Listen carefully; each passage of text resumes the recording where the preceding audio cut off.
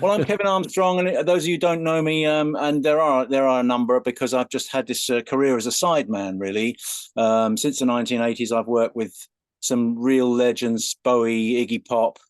I've played for people like Roy Orbison and Paul McCartney, and just Sinead O'Connor. A lot of interesting artists. I've been present when they've been working. So I've had a really amazingly fortunate career for 50 years now. And so I still play. I'm still in the Lust for Life band with Katie Puckrick. And last year we did a tour. Earlier this year we did a tour with Glenn Matlock and Clem Burke. And I'm continuing on with Katie and Iggy Pop's rhythm section, do some things in October.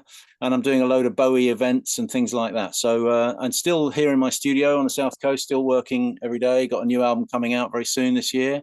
So that's me. Fantastic, sir. Well, no-brainer first question for me. Today is July the 12th.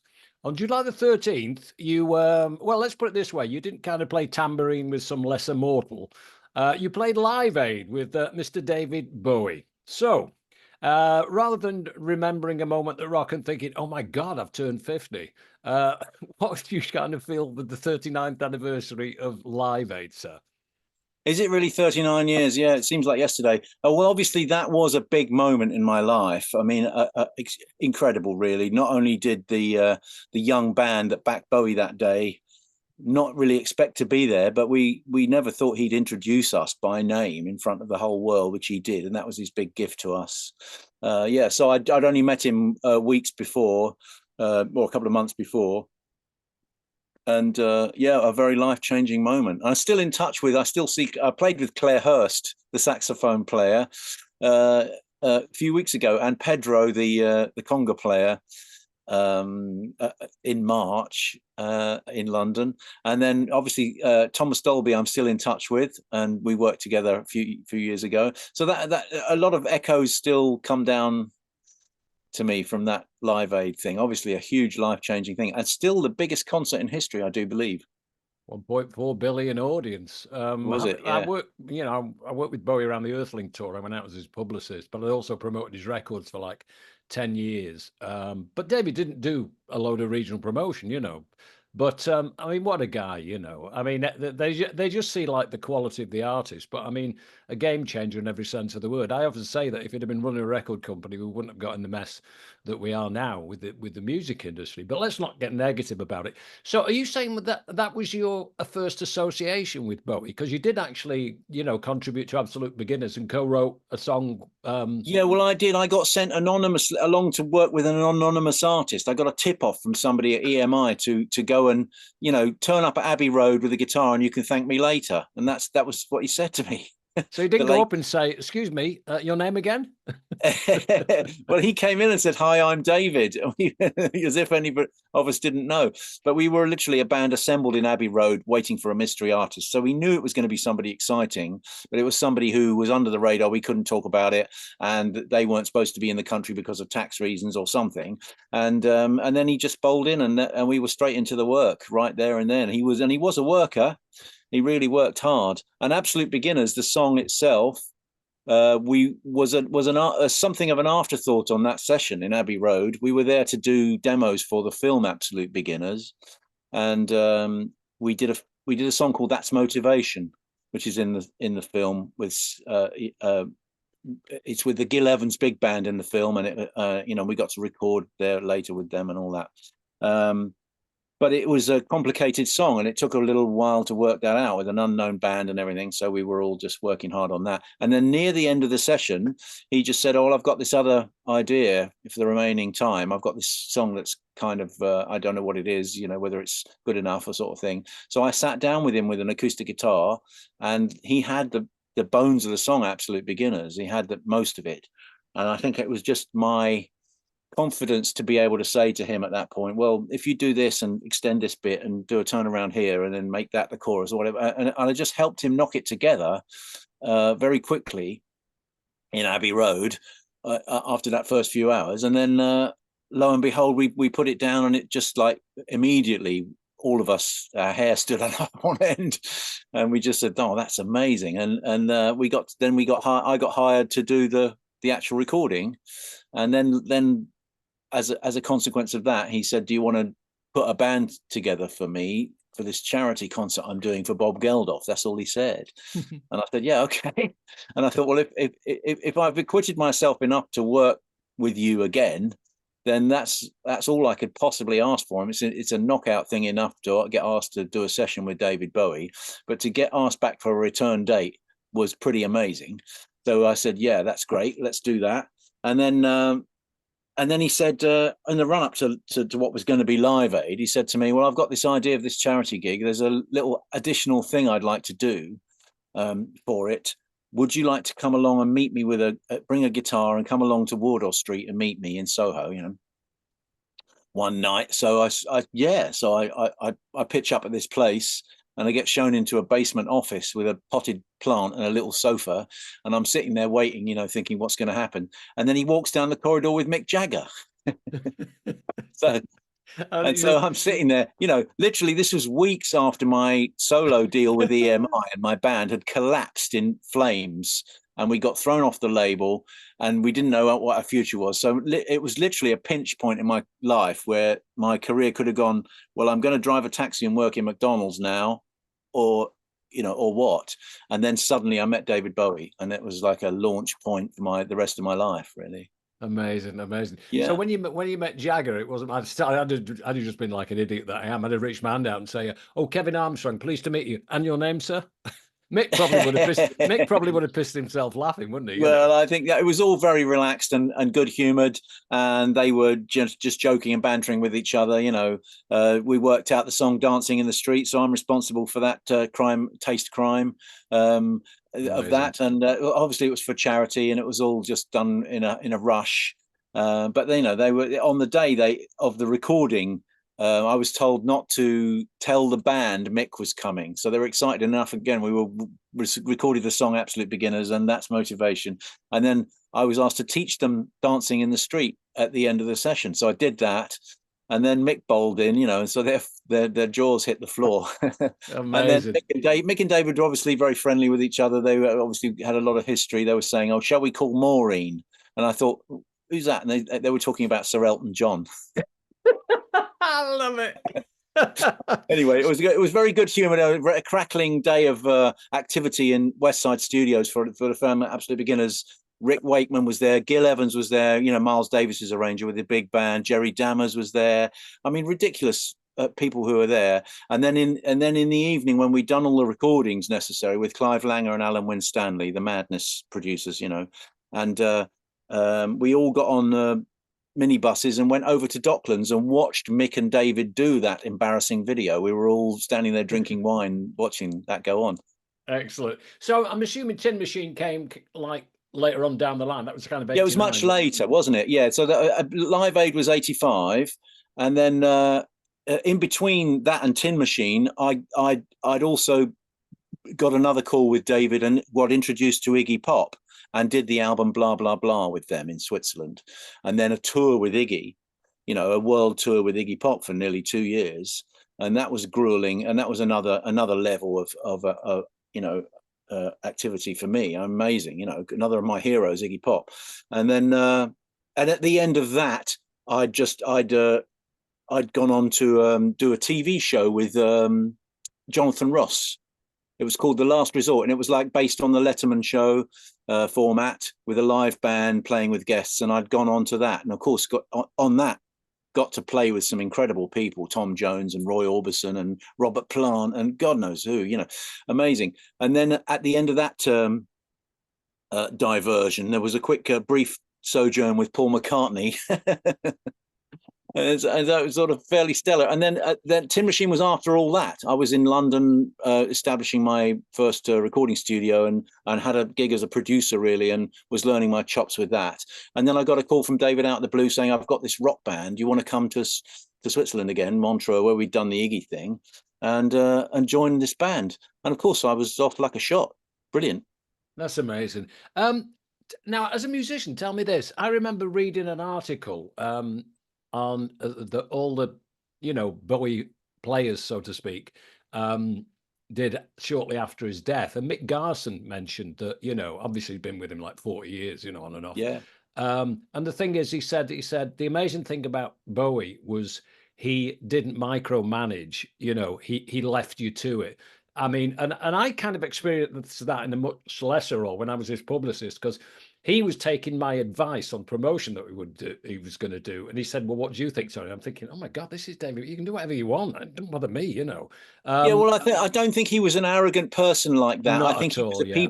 people person, and he managed to pick people to work with who could bring something. And I think he had confidence in his own creativity to the extent where, other people's input was welcomed, and he was perfectly comfortable with that. Like Mike said, and I know Mike Garson pretty well. I've toured with him, and he's a lovely fella. And but I was watching a year after Bowie died, watching a gig at in Brixton at the Academy, and watching Mike Garson and Earl Slick play together. Neither of whom I knew at the time, but since have become my friends and colleagues. In the wake of his death, but I thought to myself, well, who else would put those two musicians together, and it worked, And he just had that breadth of vision where he could bring people's particular skills in, and it would add to the pot. He'd enjoyed Is, that. isn't it the ultimate endorsement, though? The mere fact that he's asked you and invited you, and you get the gig, literally the job, though, doesn't it go out and make you be the best player you've ever been? Well, I mean, in theory, yes. I mean, I look back on that era of my career and compare it to now, and what I know now, it dwarfs anything I knew then. I was really green, in fact, becoming from being a solo artist and having a record deal to being pitched into being a sideman and a guitar player. One would think I knew a lot about guitars and gear and how to get sounds and all the rest of it, but I really didn't. And I was floundering. So what he saw in me, I couldn't even see in myself at that time. It was he had a real nose for what people could bring or what they might become or just potential. And I think that was so amazing about him, because I wouldn't have given me a job at that point. I I wouldn't have, also thought with an artist like Bowie, I mean, and he's had his periods where, certain things, because he's very experimental. I mean, yeah, when the Earthling thing came along, he was into drum and bass, and stuff. It was always like one step ahead and things. But the really interesting thing is the fact that, with an artist like that, I'm like seeing a moment here, I've forgotten what to say. But I think the thing is that when you kind of look back on those moments, that he was always pushing out and experimenting with things. And I think the thing is, I knew for a fact that when people approach me to work with him, he likes to meet everybody he's going to work with. But the comfort factor of I mean, I know what I was going to say. Having people like Nine Inch Nails and the Pixies supporting him at a time when he wasn't at the peak of his career, nobody would do that because they might blow you off stage. yeah, I mean, how many yeah. times have you seen like when somebody's? I saw that with you when U2 was supporting Talking Heads, that the sound guy kind of comes onto the mixing desk and drops the faders a little bit. Hang on, they're going down too well here. Yeah. Yeah, well, I just think he had a lot of confidence in himself, and Yeah. also he was unafraid to experiment. I mean, in a career such as his, so diverse and so wide, and so informed by his outside interests from popular culture, a man who could discuss architecture or comparative religion or philosophy or astronomy or literature or poetry or anything. He was really interested in everything, and so bringing all that into his career makes for depth in the work and width, and it's proper, and that's why he could afford a failure rate. There was a failure rate to what he did. He could experiment, and so it was triumph, and then there was things that were questionable. But that's fine. He could have a career like that can withstand that, I think. Yeah, I think he's a unique individual. I mean, I was fortunate, well, honored, it's probably the word. I wrote an article on the second anniversary of his death that USA Today printed. And in the same way that you probably picked up your guitar and just went with the flow, I mean, my opening paragraph, and kind of still gives me chills now, was there really is a star man. He did come and meet me, and he did blow my mind. I mean, like I say, and every time I mention his name, it was like, I mean, I've worked with a lot of people myself over the years, and you kind of, not in a blasé way, but you get used to working with different characters and stuff, and you adapt into, like, sometimes, when musicians are on the road for a long time and they might rather be at home with the wife having a pizza and watching a movie than playing in front of 30,000 people. But it was, it was an education of a lifetime. Anyway, you're not doing very well. You're going to be looking like you're inviting yourself back onto this podcast at a later date to continue this. But let's drift into non-Bowie territory with the likes of Sinead O'Connor, because completely different characters, amazing artists, but troubled at the same time, very, very sad, Well, I think I've been very fortunate in my career to work with some very interesting people. I mean, a lot of what called session men. I didn't come out of that. I didn't come at it like that. I came in from left field and I had to sort of sink or swim in that world. And also because of working with Bowie quite early on in my life, that opens a lot of doors. It makes a lot of people interested and give you a shot, because you're maybe used to, you maybe can bring something that's a bit left field. So I got the Sinead again. It was, indirectly through connection with Bowie, because it was at a choir session with Brian Eno, because I got to know Brian through Bowie, and then from the Outside album, and then I went on to join Eno's singing group. He has this kind of impromptu singing group that meets socially in his studio, and I was a member of that for 7 years. It's really fun, flirtatious and fun, and not about professionalism at all. It's just a sort of thing about singing together. And Claire Kenny was a member of that group, was a Sinead's bass player. And I also knew John Reynolds, her ex-husband and father of her firstborn, and producer and drummer, John. And so I got asked by Claire, saying she just said to me, "You're still playing. Do you want to come and tour with Sinead?" So it's things like that have happened in my life all my life. And I get steered towards these more interesting and deep characters, and Sinead was one of those. She was definitely a troubled person, but she was very sweet as well, very funny, and it was very sad. I thought what happened to her, very sad. I mean, reading your Wikipedia page and stuff, and the associations and stuff. I mean, I was, I'm not easily impressed, and the kind of cross section of people that you worked with. Because another guy that springs to mind on the other side of the fence, or the desk, so to speak, Mick Glossop, Van Morrison producer, Zappa. Yeah, I was in the Passions for a while, and Mick produced an album, and he was at my garden. The Passions. Pardon my ignorance, when I'm not quite familiar with the Passions. Oh, I'm in love with a German film star. Do you remember that? Oh, yeah. That was the Passions. They were a kind of West London group with an Irish singer, Barbara Gogan, and came up through John Peel and the indie scene and all that. And I just replaced their guitarist Clive when he left in the early '80s for a little bit, and did an album with them and Mick Glossop. Mick Glossop was a guest at my garden party a couple of years ago. So excellent. I saw him. Yeah. So let's move on to, like, you nowadays and your own projects and your soul and your records that you're releasing, because obviously it's great that you're still active and you're still kind of just moved out of that was then and this is now territory into what you're doing now. Yeah, well, I mean, I've been lucky to still be working, and I was working with Iggy Pop up until 2019. I was Iggy's band leader again for a 5-year period, 2014 to 19, until Brexit sort of slightly, in terms of travel. But since then, I've released a solo album. I've got it here. It's called Run. That was Run. That's a solo album that it was about 6 or 7 years of work in that. And I pulled that together and released it. And also, I've got my autobiography, Absolute Beginner. Excellent.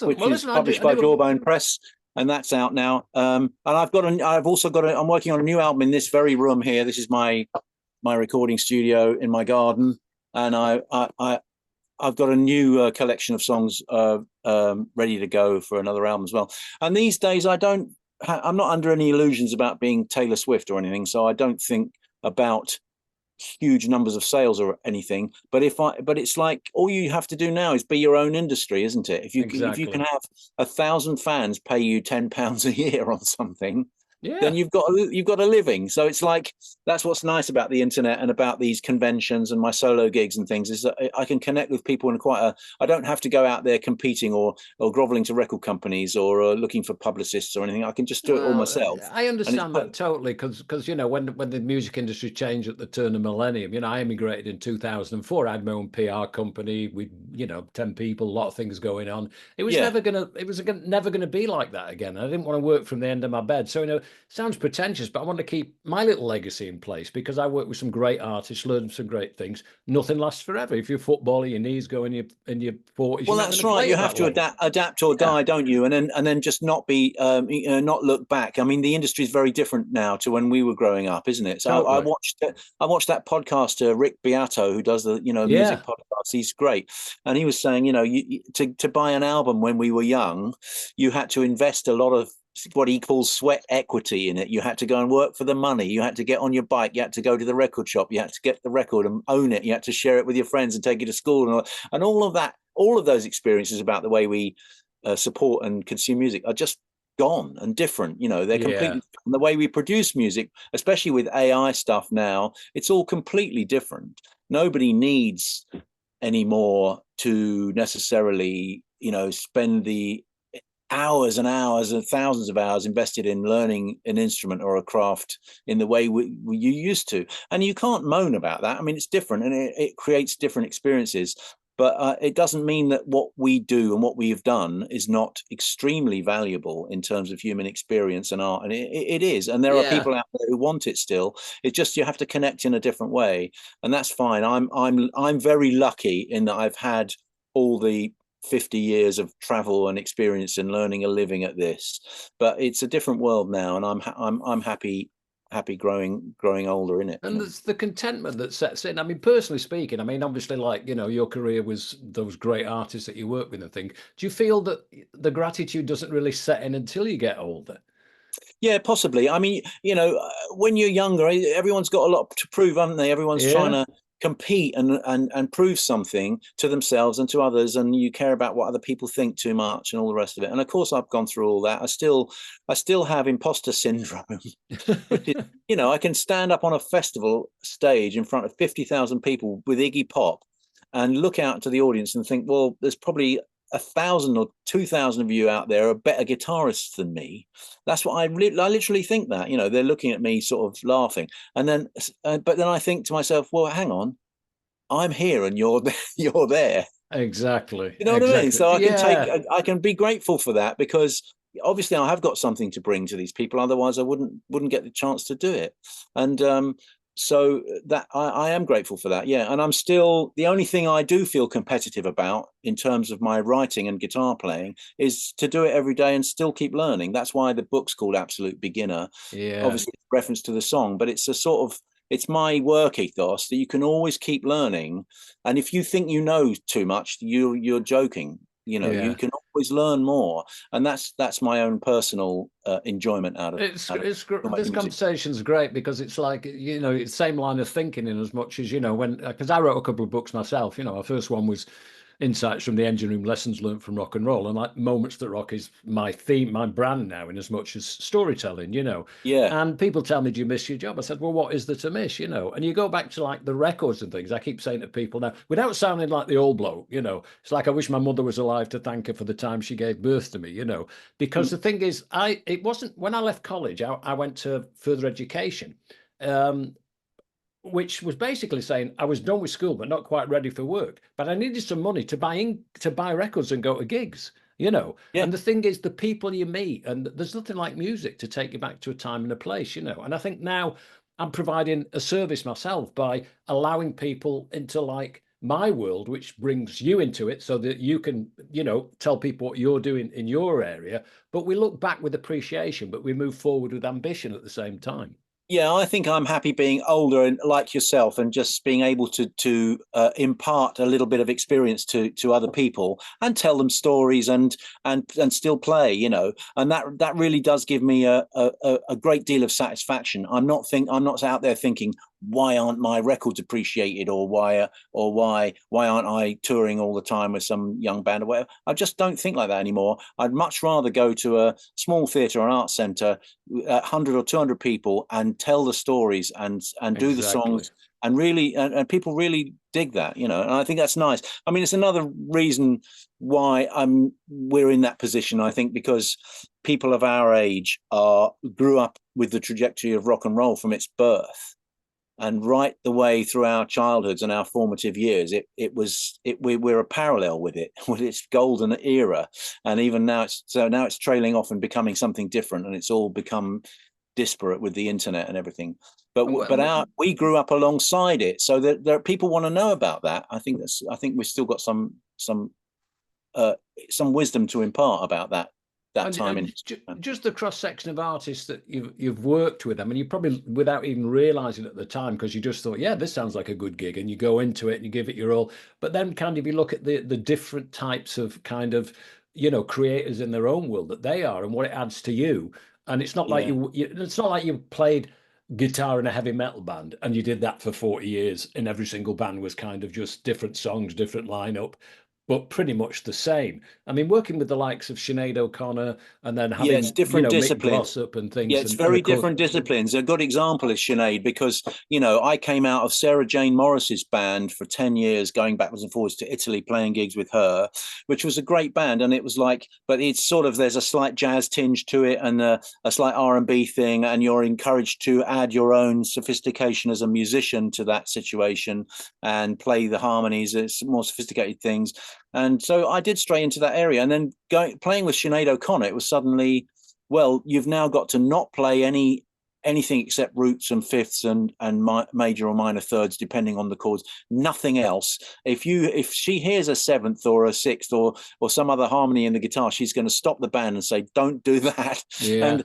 And so it was like a sort of suddenly being asked to play with a blindfold on and boxing gloves. But then that's your first impression, but that's just your ego. If you just go, well, wait a minute, I've got to play by the rules here. She's the artist. I've got to provide what she needs. And then you sit back and you go, oh, I get this. I understand why she's doing this. She needs the band to be an opaque thing where she can make this spell on top. And it's like, oh, okay, it's got nothing to do with the musical sophistication or anything else. It's to do with an artist's vision of what they need. And you can always learn from that. And I've been very lucky to be thrown into an awful lot of different situations like that, where you're gonna learn something, and you mustn't get in the way of it by thinking you know better. Yeah. Okay. $64,000 question. We've talked about Live Aid and David Bowie. Do you have, you know, sometimes when you sit back in your armchair, and I do this, you know, behind me is like a forest and deer and stuff and things. I gaze out and kind of take myself back into, you know, moments that rock was kind of, you know, in my head for a while. And it started with just a walk on the beach and gazing out into the ocean, you know, and the Gulf of Mexico, and there's dolphins playing and the sun's coming up over the intercoast. And I thought, I met some amazing people along the way. Who am I to take those stories to the grave, you know? And we live in an age of storytelling. I mean, we were fortunate in as much as there weren't computer games and there weren't all these other things going on. You know, No. the music was, I mean, I'm sure it's the same with you, but you cement relationships that go on forever. And the great thing about this is, you know, when you're helping a lot of people making a lot of money over the years, it's very easy to have your calls taken. But when you're not used to everybody, I'm quite honored and humbled that people reply, respond, come on here, and we share moments. Apart from the great man himself and you know, Iggy and people like that, do you have particular things that you know, sometimes you quietly smile about to yourself and think, wow, that was a pretty cool time? Well, I mean, yeah, it's just all the travel, and you know, I've enjoyed that very much, you know, making friends around the world, knowing that I can pick up the phone in 10 countries and get a bed for the night if I want, you know, and those friendships endure, and that's nice. I mean, you know, for instance, in my hometown here, we just lost a good friend of mine, Carl Wallinger from World Oh Class. yeah, well, I work with Yeah, the and Water Carl was a Boys. neighbor of mine, and my wife knew him and his wife for 30 years, but I'd never met Carl. I don't know why, because we knew as soon as we met here 10 years ago when he moved here to Hastings, he, we just became such good friends because we knew all our cultural capital was in line. we you know, so we became really good friends, and that's what's really nice is that a world like music everyone you meet, there's one degree of separation. I mean, you worked with Alan Edwards, I'm sure. Yeah. Yeah, so I knew Alan. You know, we know people in common, and we can always find people we know in common, and that's really great. The community that I've built up, meaning I can drop into any musical gathering anywhere, and I will have something in common with somebody, and a talking point. And the other thing for myself, working on the other side of the fence, so to speak, is, you know, I grew up in I mean, I came from a generation of people that made it up as we went along. There were no music schools and bullshit No. like that. I don't believe in things like that. It's not how to do business. You know, no two bands are alike, no two managers, no two labels and things. But the thing is, I'm privileged to have learnt from the greats. I mean, my first job in promotion was Island Records under Chris Blackwell. You know, Right. people who were signing artists who would be fit to be in their record collection. Never mind promoting them and exposing them. Ahmed Ertegun, you know, Seymour Stein, Jerry Moss, Yeah, Herb these were Alpert, great. These were not great people. accountants and lawyers. You know. Yeah, I worked with Morrissey. I met Seymour Stein. Yeah, he came and visited the Morrissey sessions we were doing. But I think it's quite like that famous interview with Frank Zappa when he said that, you know, he had these old like Jewish guy in a suit with a cigar. You know, it was an A&R man in the 60s. Yeah. And you'd take him something and he'd go, I don't know what it is. I don't understand it. Let's put it out and see if the kids like it. That's exactly. Great. Yeah. Why Rebel. aren't we there? You know, but that's then it was when he says when the young hipsters moved in and became A&R men, then the bottom dropped out because they all started trying to second guess what people wanted and market things rather than being genuinely experimental. So, I mean, we were lucky to grow up in the day when it was possible to be completely off the wall and experimental and make something exciting. And of course, those things are still happening now, but it's just they're just more isolated than they were. Well, sir, before we get thrown off by the wonders of Zoom, I want to thank you so much for this, but you've not finished with me yet, because like I will be back for maybe round 2. I warn you. Okay, well, you know, hit me up, man. I mean, I've got a little bit coming up. I've got the Liverpool Bowie convention coming up where I'll be duetting with Ava Cherry and Dana Gillespie, and meeting my old friend Carlos Alomar, and doing some panels and storytelling there, and a little one-man show. And then I'm still working with Katie Puckrick. We're doing some gigs in October at the Pizza Express in Holborn in London, with the Iggy's Rhythm section, and that's going to be good. And then, and as I say, I've got an album coming out soon, and I was thinking about writing another book, because this one is it's been really well reviewed, and I've been really encouraged by people's response to it. But I want to write one with the real Tourette's head on, where I just write really everything I left out of this one. Brilliant. What a perfect ending. Well, thank you so much, Kevin. And you have a good day, mate, and get on with doing some more. All right. Nice one, Tony. Take care. Thank you. Bye-bye now. Bye.